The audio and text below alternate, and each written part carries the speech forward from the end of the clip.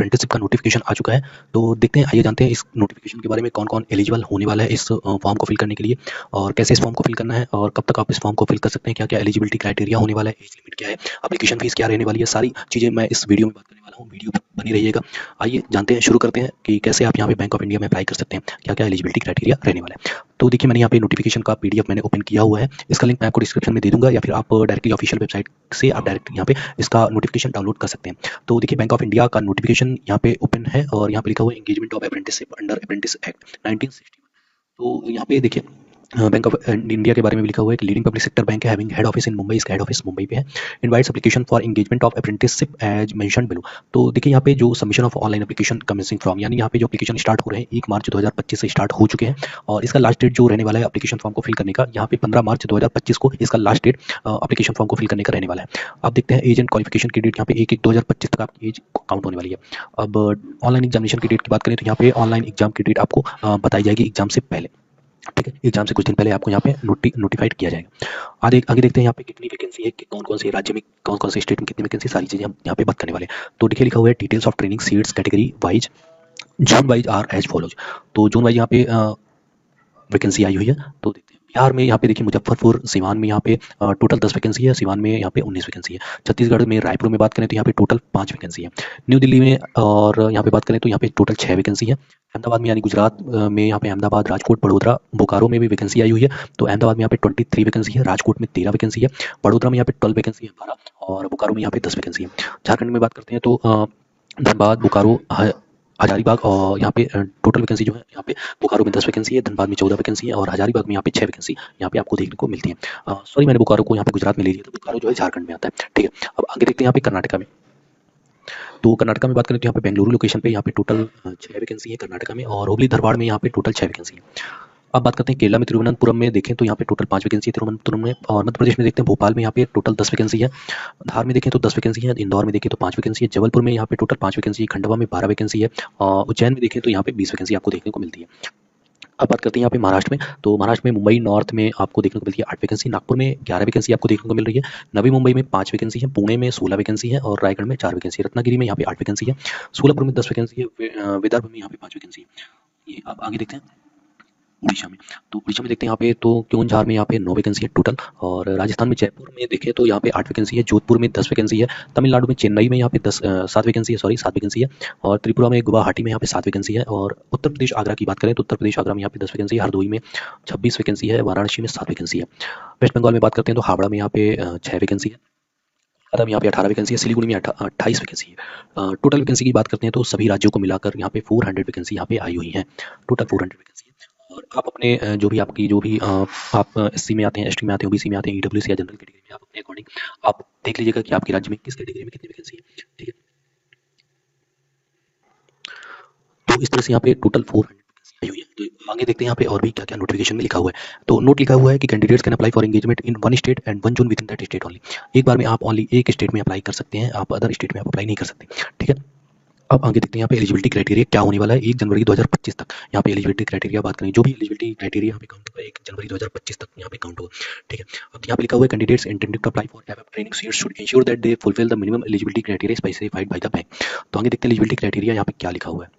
तो सबसे पहले नेशनलिटी की बात करते हैं। तो नेशनलिटी आपकी सिटीजनशिप जो होनी चाहिए, candidate must be in India, must be a citizen of India होना चाहिए। एज क्वालिफिकेशन की बात करें तो मिनिमम एज यहाँ पे 20 ईयर्स कैंडिडेट्स की रहनी चाहिए, और मैक्सिमम एज की बात करें तो यहाँ पे 28 ईयर्स मैक्सिमम एज होनी चाहिए।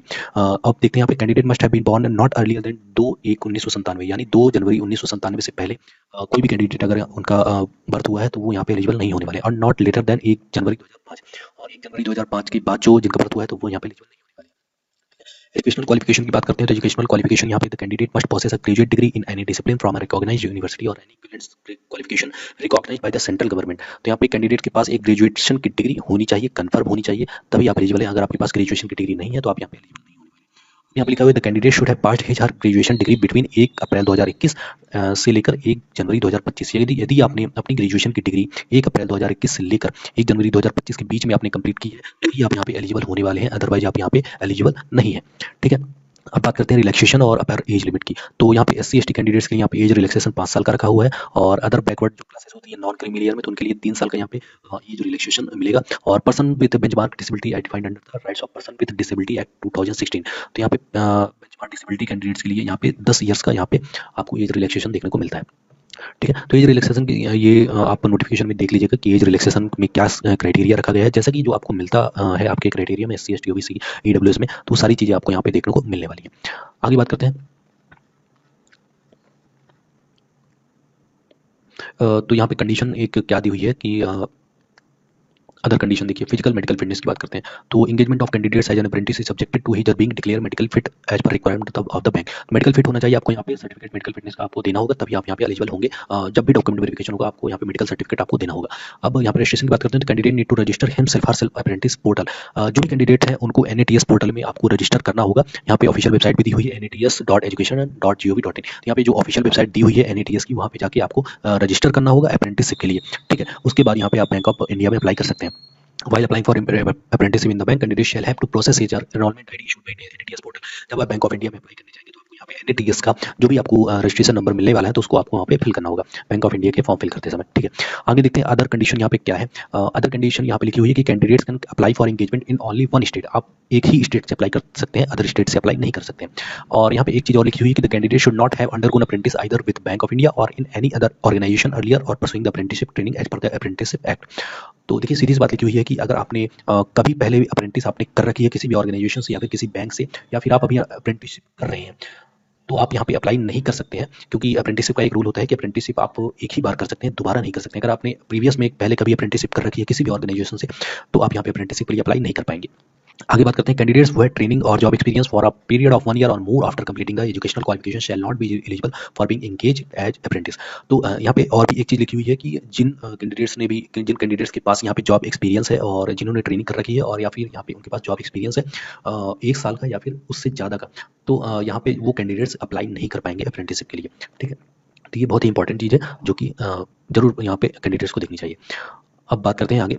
देखिए रिजर्वेशन जो भी मिलता है, तो रिजर्वेशन आपको पढ़ लेना है, सारी चीज़ें आपको यहाँ पे मिलने वाली हैं। ठीक है, आगे बात करते हैं कि और नोटिफिकेशन में क्या है।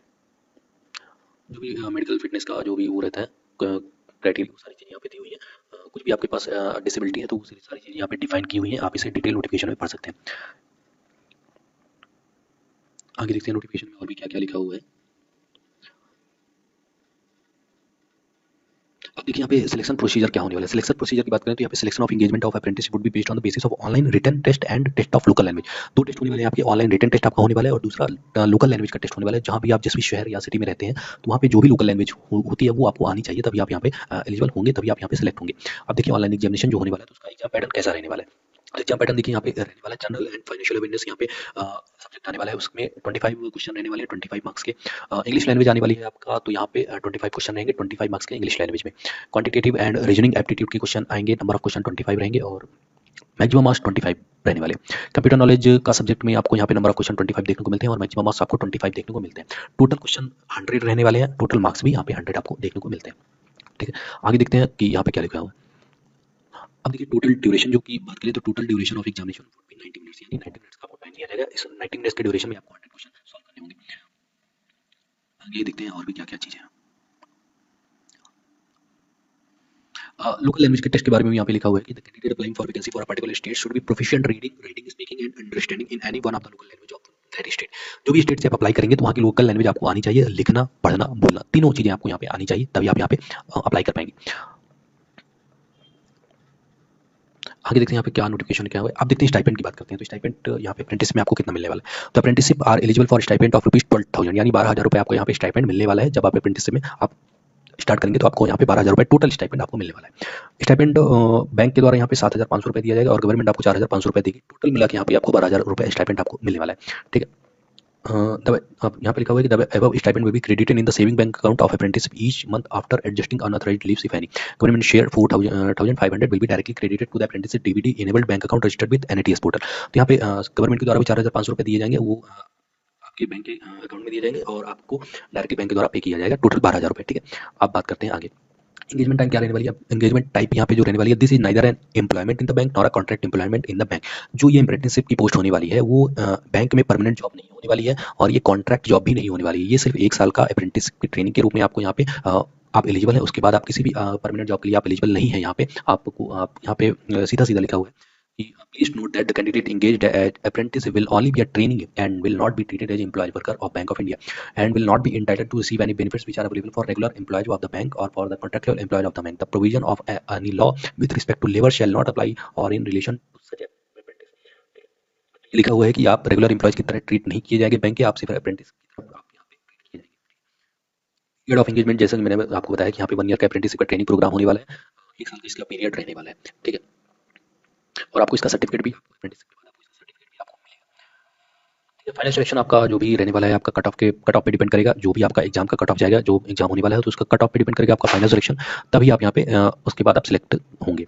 ठीक है, जो भी मार्क्स आपके द्वारा ऑब्टेन किए हो जाएंगे, कट ऑफ अगर आप क्वालिफाई कर लेते हैं तो आप यहाँ पे सिलेक्ट हो जाएंगे। ठीक है, और यहाँ पे लिखा हुआ है कि if the marks obtained in the online exams are equal, then the merit order will be on the basis of date of birth. Candidate senior by age will be placed higher in the merit list। तो यहाँ पे सीधा सीधा लिखे हुए candidate senior में by age will be placed higher in the merit list। जो भी सीनियर कैंडिडेट होंगे उनको पहले प्लेस किया जाएगा। ठीक है, और सारी चीज़ें आपको लिस्ट ऑफ डॉक्यूमेंट्स यहाँ पे लिखा हुआ है कि आपको डॉक्यूमेंट वेरिफिकेशन के टाइम पे आपको क्या क्या ले जाना है। तो ये सारे डॉक्यूमेंट्स लिखे हुए हैं, आप इन्हें डिटेल में पढ़ लीजिएगा।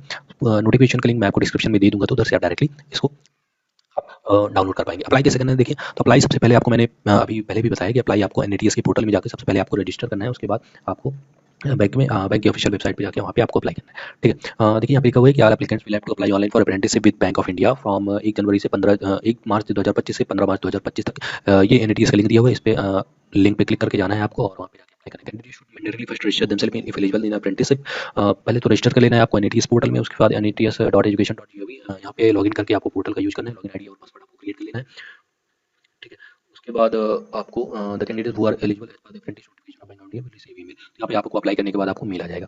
ठीक है, कि आपका application of NATS portal inviting them to fill the final application form cum examination fee. तो इस तरह से आपको यहाँ पे एनएटीएस के पोर्टल में जाके आपको अप्लाई कर लेना है। ठीक है, सारी चीज़ आपको पढ़ भी लेनी है, कैसे आपको अप्लाई करना है वो सारा की मैंने बता दिया है।